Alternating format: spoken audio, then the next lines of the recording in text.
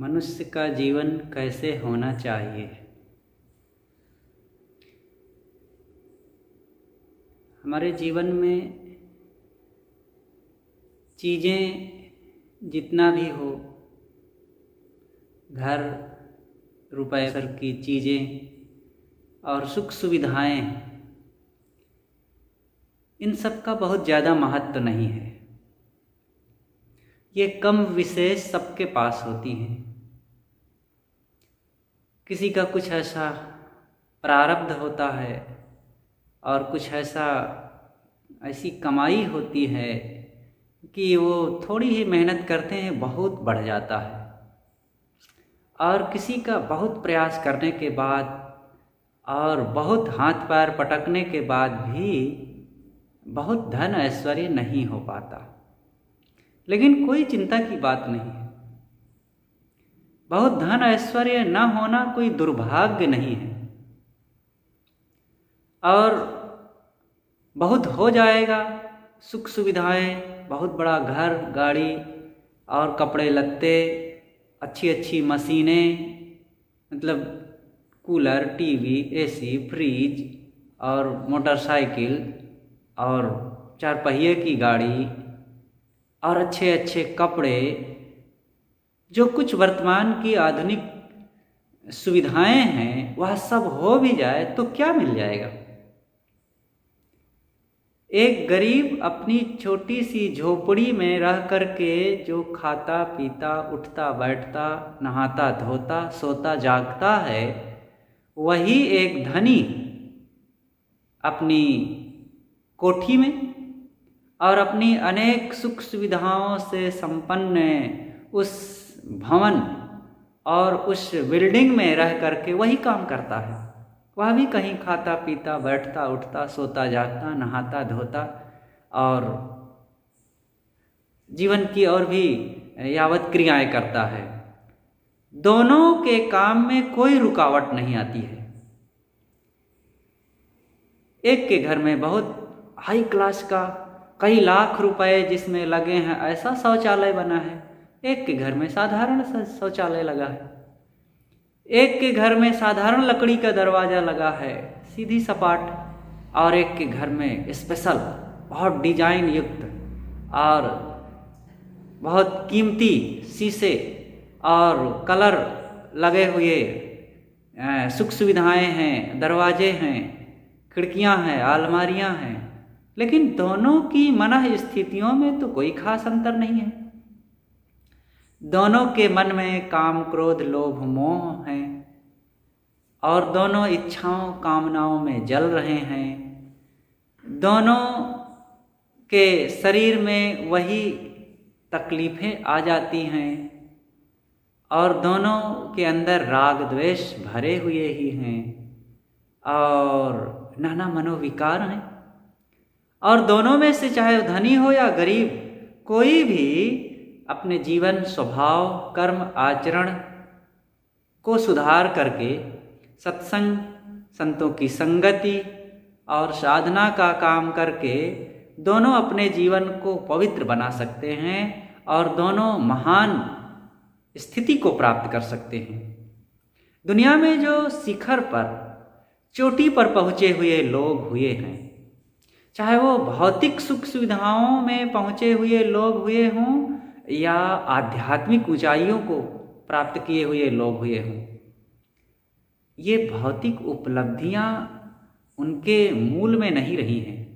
इतना बड़ा घर, इतना धन और इतनी बड़ी योग्यता, इतनी विद्या बुद्धि रही होगी तब वे उस ऊंचाई को पहुँचे हों, ऐसी बात नहीं है। वो धन ऐश्वर्य और बड़ी जो कमाई किए, फैक्ट्री लगवा लिए, बड़ी बड़ी कंपनियां जिनकी चल रही हैं और बहुत बड़ा जिनके पास ऐश्वर्य है, वे भी शुरू में एकदम संपन्न रहे हों। संपन्नता से संपन्नता नहीं होती है। ये कुछ वर्तमान की कमाई होती है। सजगता, सावधानी, मेहनत और मन का सब प्रकार से हौसलेमंद होना, ये भी काम करता है। और साथ साथ पूर्व की कमाई भी होती, प्रारब्ध भी होता है। प्रारब्ध को नकारा नहीं जा सकता।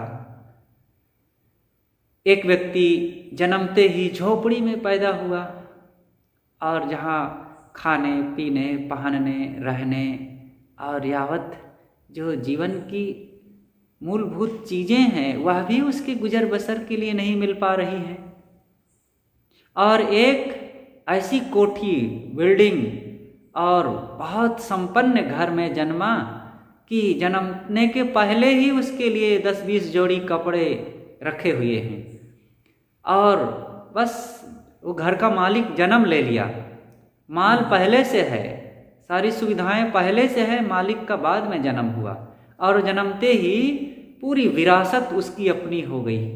नौकर चाकर से लेकर और सोने चांदी हीरे मोती और घर दुकान व्यापार जमीन और सब कुछ उसका अपना हो गया। क्यों हो गया? उसने तो कोई मेहनत नहीं किया। आज कोई उसके पास ऐसी कमाई नहीं थी, ये सब उसका कैसे हो गया? यहीं पर कहा जाता है कि उसका प्रारब्ध था।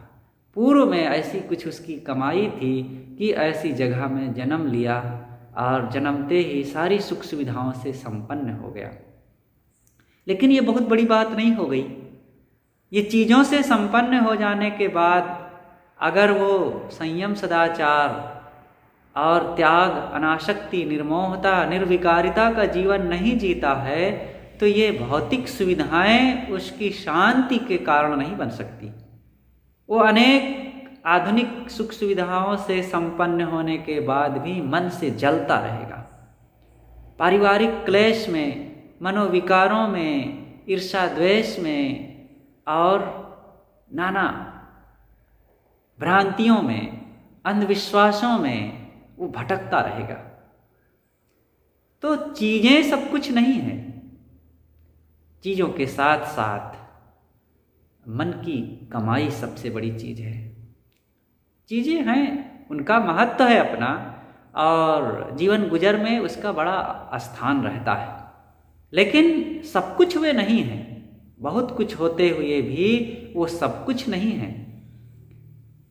हम कह सकते हैं कि सबसे ज़्यादा महत्व हमारे जीवन में हमारे मन का है। मन का प्रसन्न, संतुष्ट और स्वस होना, ये सबसे बड़ी चीज़ है। यही सबसे बड़ा लाभ है, यही सबसे बड़ी उन्नति है और इसी की कमाई हर साधक को करना चाहिए। मानव जीवन में इसी का महत्व है और हर इंसान को चाहिए कि जीवन निर्वाह का काम करते हुए, परिवार का पोषण करते हुए वो आध्यात्मिक कमाई करता चले।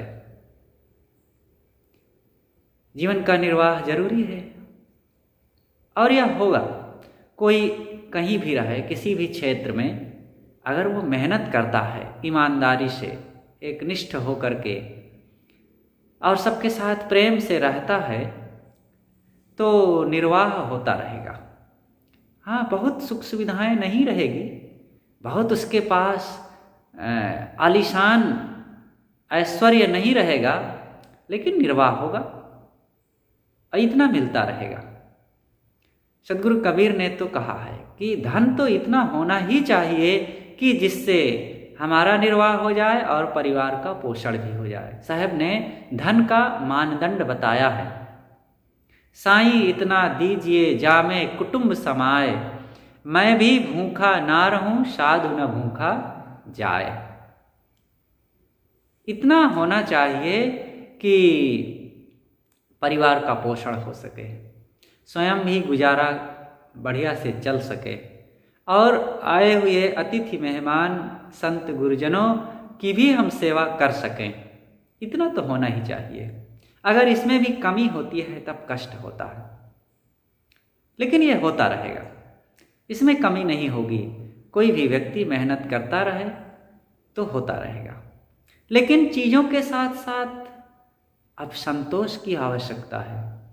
अगर संतोष नहीं करेंगे तो तृष्णा अपने आप आकर के डेरा डाल देगी मन में। एक तरफ संतोष जब होता है तो मन में बड़ी शांति का अनुभव होता है, प्रसन्नता होती है, जितना भी प्राप्त है उसी में सब प्रकार से आनंद का अनुभव होता है और अपने भाग्य का, अपने कर्मों का, प्रारब्ध का, विधाता का ऐसा लगता है सब समय धन्यवाद दिया जाए, उन्होंने बहुत कुछ दिया।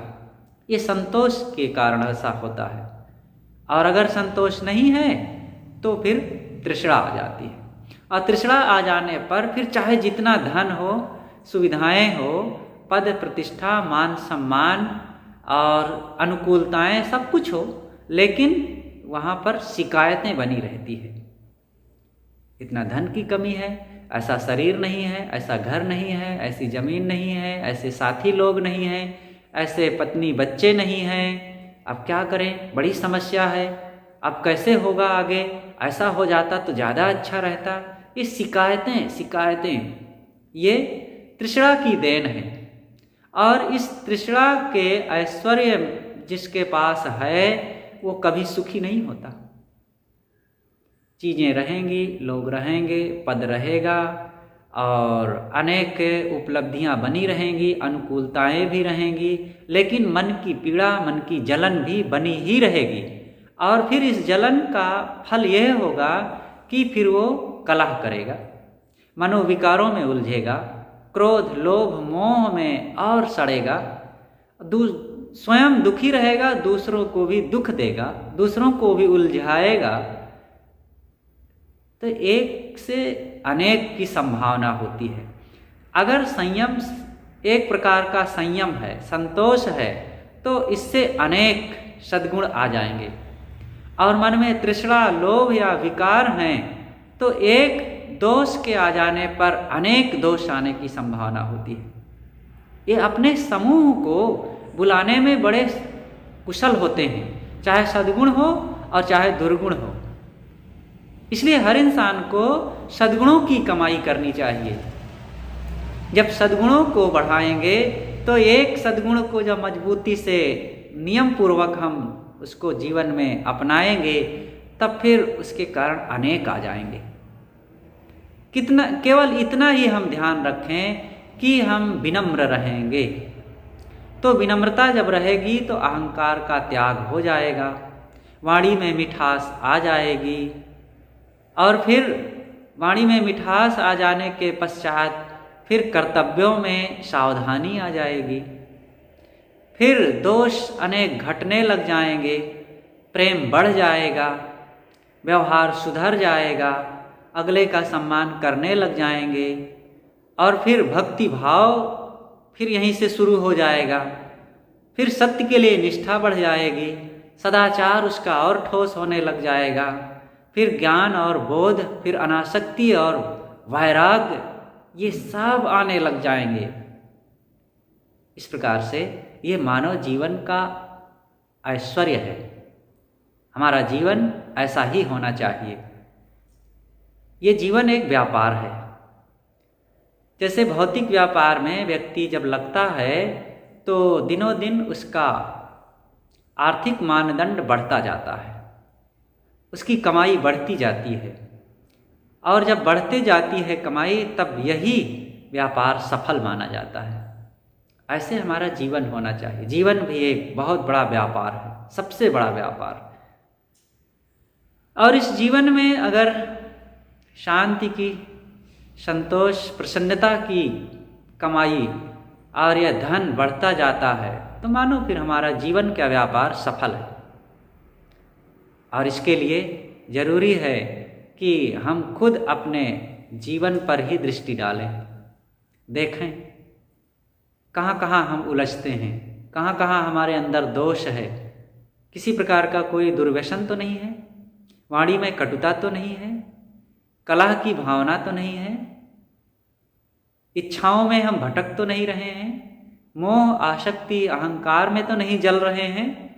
इस प्रकार जब अपने चारों तरफ देखेंगे और जब सफाई करने लग जाएंगे तो अपने आप हमारे जीवन के, हमारे अपने आप के चारों तरफ नंदन वन लहराने लगेगा। और आनंद का जीवन, यही आनंद का जीवन है। इस जीवन को गढ़ना पड़ता है। बिना गढ़े शरीर को तो सुंदर शरीर माता पिता जन्म दे देते हैं, लेकिन इस मन को वे नहीं दे पाते। मन को तो बनाना पड़ता है। हर इंसान को अच्छी संगति और अच्छे कर्म, अच्छे विचार, अच्छी सोच और सच्चे संत गुरुजनों की सोहबत, उनका सानिध्य और उनका सत्संग जब मिलता जाता है तब अपने आप जीवन निखरता जाता है। इसलिए हम लोग अपने जीवन के कलाकार बने। बहुत बाहर गढ़ते गढ़ते अपने जीवन को बेकार कर डालते हैं। ठीक है, बाहर की कलाकारियों का महत्व है, होना चाहिए, लेकिन अगर जीवन के साथ हमने कलाकारी ना अपनाई, जीवन को गढ़े नहीं, संवारे नहीं, सुधारे नहीं, मांजे नहीं, तरासे नहीं, तो फिर बाहर की सारी कलाएं सब बेकार। एक कला के बिछुरे विकल होत सब ठाव। एक कला है आत्म शांति की कला, प्रसन्न रहने की कला और आत्मज्ञान आत्मबोध की कला। और वह कला तभी निखरती है जब हम सत्संग का सहारा लेते हैं। संतों गुरुजनों के पास जब आना जाना होता है और ऐसी संगत में रह करके जब हम अंतर्मुख होते हैं, तब फिर यह जीवन की चमक बढ़ने लगती है और यह जीवन पूरा आनंद का भंडार हो जाता है। हम सबका जीवन ऐसा ही होना चाहिए। शारीरिक रूप से तो सबको चिंता रहती है कि शरीर स्वस्थ हो और सुंदर हो, बलवान हो, लेकिन मन के लिए चिंता नहीं होती। शरीर के साथ साथ मन की भी चिंता करें। लाख यत्न करने के बाद भी शरीर को हम वैसा नहीं बना सकते और फिर एक दिन बुढ़ापा आकर के सब कुछ का तहस नहस तो कर ही देता है और मृत्यु आकर के तो सब बराबर कर ही देता है। लेकिन अगर मन को ठीक किया जाए, कर्मों को, स्वभाव को, आचरण को ठीक किया जाए, तो फिर मानो जिंदगी में सबसे बड़ी बात हमने कर लिया, सबसे बड़ा काम कर लिया। जिंदगी में उसने बड़ी बात कर ली जिसने अपने आप से मुलाकात कर ली। इसलिए हम अपने से मिलें, अपने को पहचानें। यही काम श्रेष्ठ कर है और यही आवश्यक है और यही कल्याणकारी है। बस अपनी बातें यहीं पर समाप्त करता हूँ। बोलिए सद्गुरुदेव की जय।